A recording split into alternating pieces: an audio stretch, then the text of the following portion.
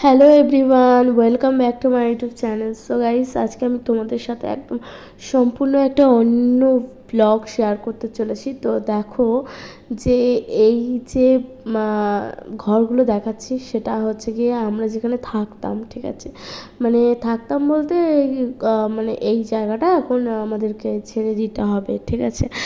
তো বুঝতেই পারছো, মানে কোনো একটা জায়গায় দীর্ঘ 8 বছর, ঠিক আছে, দীর্ঘ 8 বছর থাকার পর সেই জায়গাটা যদি ছেড়ে দিতে হয় তখন তোমাদের কীরকম লাগে, তাই না?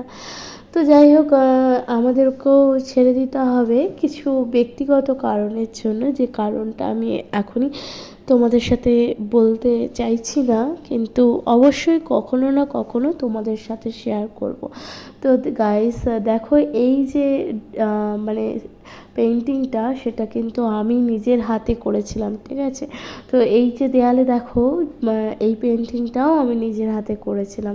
তো যখন মানে যেদিকে যা দেখতে পাবা, মানে যত পেন্টিং সব কিন্তু আমি খুব কষ্ট করে করেছিলাম। মানে পুরো লকডাউনে যখন করোনা চলছিল, তো মানুষ তখন পুরোপুরি ঘরে বসা ছিল, তখন কিন্তু আমি সব পেন্টিংগুলো করেছিলাম, ঠিক আছে, নিজের পছন্দ করে, নিজে রং চুজ করে, ঠিক আছে। তো এই যে পেন্টিংগুলো দেখছো গোলাপ ফুল, তো এইগুলো আমি করেছিলাম।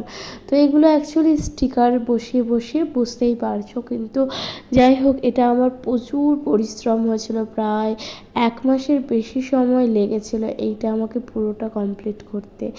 কিছু বলার নেই গাইস, আই হোপ তোমরা সবাই বুঝতে পারছো, ঠিক আছে। তো যাই হোক, তো ঘরটা একটু আগোছালো হয়ে রয়েছে, কারণ আমরা মানে অন্য যে জায়গায় শিফট করেছি, সেই জায়গায় সব জিনিসপত্রগুলোকে নিয়ে যেতে হচ্ছে। তো এক এক করে জিনিসপত্র নিয়ে যেতে হচ্ছে, যেমন খাট, আলমারি, যা যা ছিল সব নিয়ে যেতে হয়েছে, ঠিক আছে। তো গাইস, এটা ছিল আমার রান্নাঘর, ঠিক আছে। তো এই রান্নাঘরটা অ্যাকচুয়ালি আমি যখন বিয়ে করে এসেছিলাম তখন আমার ছিল না। তো বিয়ের পর এই রান্নাঘরটা আমরা বানিয়েছিলাম। তো প্রচুর টাকা পয়সা এখানে লেগেছিল, কারণ এই রান্নাঘরটা পুরোপুরি একদম পুরো ছাদ ছিল, ঠিক আছে। এর ওপরে কোনো ছাদ ছিল না। মানে আমরা যখন এসেছিলাম, আমি যখন বিয়ে করে এসেছিলাম, তখন জায়গাটা পুরো ফাঁকা ছিল। তো এত ফাঁকা জায়গাটাকে সুন্দর করে ডিজাইন করতে বা ডেকোরেট করতে বুঝতেই পারছো কত টাকা পয়সা খরচ হতে পারে, ঠিক আছে। তো পুরোপুরি মডিউলার কিচেন, তারপরে ধরো নিচে টাইলস, ওপরে ছাদ, সম্পূর্ণটা করতে বুঝতেই পারছো কত টাকা মানে খরচ হতে পারে। তো সম্পূর্ণটা আমাদের করতে হয়েছিল, ঠিক আছে। আর কেউ কোনো রকমভাবে কিন্তু সাহায্য কিছুই করেনি, ঠিক আছে। তো যাই হোক, বুঝতেই পারছো, আর কিছু বলার নেই। তো এই পেন্টিংগুলো আমি কিন্তু করেছিলাম। তো আমার খোঁজখাজ পেন্টিং করার অনেক ভালো লাগে, তো সেইগুলো আমি করেছিলাম। তো এই সম্পূর্ণ বাড়ি, মানে এই সম্পূর্ণ জায়গাটা, মানে যেখানে আমরা থাকতাম 8 বছর, দীর্ঘ 8 বছর যাবত, ঠিক আছে, সেই জায়গাটা কিন্তু আমাদেরকে ছেড়ে দিতে হবে। মানে সেই পজিশানটা আমাদের ছেড়ে দিতে হবে, ঠিক আছে। তো কিছু ব্যক্তিগত কারণে কিন্তু আমি এগুলো বলছি না, কিন্তু ভেবেই নাও কোনো রকম ফ্যামিলি ম্যাটার্স, এটাই হতে পারে, এছাড়া অন্য কোনো কারণ নেই। তো যাই হোক গাইস, তো এটা হচ্ছে আরেকটা রুম, ঠিক আছে। তো এই রুমটা জাস্ট এমনি গোছানো গাছানো ছিল। তো আমার মেয়ে খেলাধুলা করতো, মানে একটা মেয়ের স্টাডি রুম হিসাবেই ছিল, ঠিক আছে। তো এই রুমটা আমরা এভাবেই গুছিয়ে রেখেছিলাম, বাট এখন জিনিসপত্র সব নিয়ে যাওয়া হচ্ছে এক এক করে।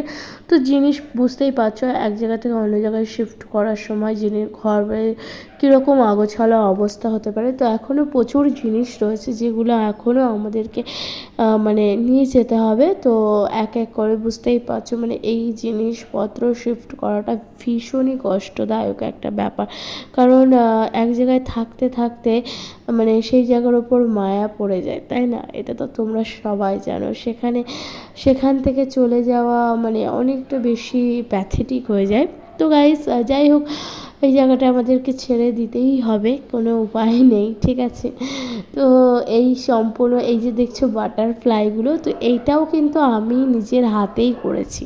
সো গাইস, যাই হোক, এই সমস্ত কিছু কিন্তু মানে সম্পূর্ণ যত পেন্টিং দেখতে পাচ্ছ এগুলো কিন্তু লকডাউন চলাকালীন আমি করেছি। তো গাইস যাই হোক, মানে বুঝতেই পারছো একটা জায়গায় দীর্ঘ 8 বছর থাকা, তারপর সেই জায়গাটা ছেড়ে দেওয়া, তো বুঝতেই পারছো কতটা প্যাথেটিক হতে পারে।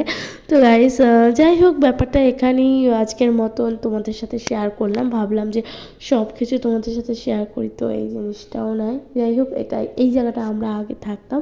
তো ঘরগুলো একটু আগোছালো হয়ে রয়েছে, তো আগেই বলেছি, তো জিনিসপত্র যেহেতু শিফট করতে হচ্ছে, তো সে কারণে আশা করছি ভালো লেগেছে।